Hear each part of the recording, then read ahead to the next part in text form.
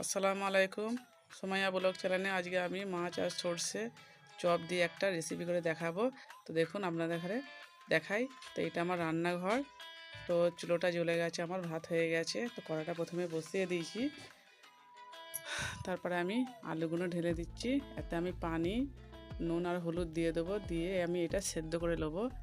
তো বন্ধুরা, যদি আপনাদের ঘরে যদি ভালো লাগে আমার এই রেসিপি, আমার চ্যানেলটাকে অবশ্যই সাবস্ক্রাইব করবেন।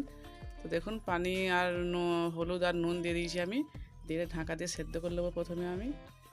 তো 5 মিনিট পর সেদ্ধ হয়ে গেছে। তো 5 মিনিট পর আমি দিয়ে আলুগুলো সব নেবিয়ে দিয়ে তুলে নিচ্ছি, দিয়ে কড়াতে আমি তেল দিয়ে দিচ্ছি। তো পেঁয়াজ কুচনাগুলো আমি দিয়ে দিন।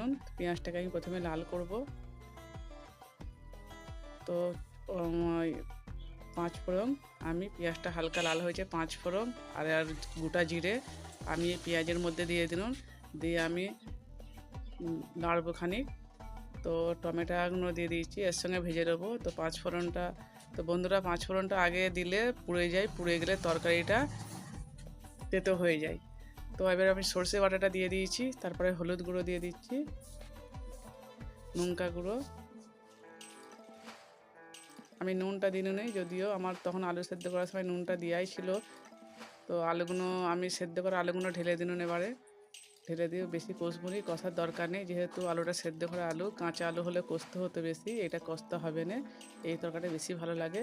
তো একটু নেড়ে আমি এতে এবারে পানিটা দিয়ে দিলাম, দিয়ে এবার মাছ আর চপটা এতে আমি দিয়ে দেবো। তো বেশিক্ষণ আমি ঢাকা দিয়ে ফুটবো নি, আমি অল্প ফুটিয়ে তো আমার তরকারি হয়ে যাবে। তো আমি চপটা এবারে দিয়ে দিচ্ছি, দিয়ে আমি ঢাকা দিয়ে একটু ফুটবো।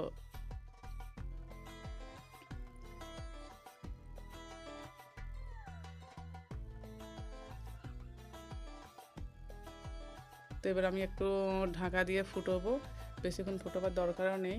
তো দেখুন তরকারিটা আমার প্রায় হয়েই এসছে। তো দেখুন বন্ধুরা, তরকারিটা আমার হয়ে গেছে, দেখতেই পাচ্ছেন। তো বন্ধুরা, যদি আপনাদের ঘরে ভালো লাগে এই রেসিপিটা, তো আমি প্রতিদিন যেই রকম রান্না করি সেই রকমই দেখাই আপনাদের ঘরে। দেখতে পাচ্ছেন চপ আর মাছ দিয়ে। যদি ভালো লাগে আমার চ্যানেলটা অবশ্যই সাবস্ক্রাইব করবেন।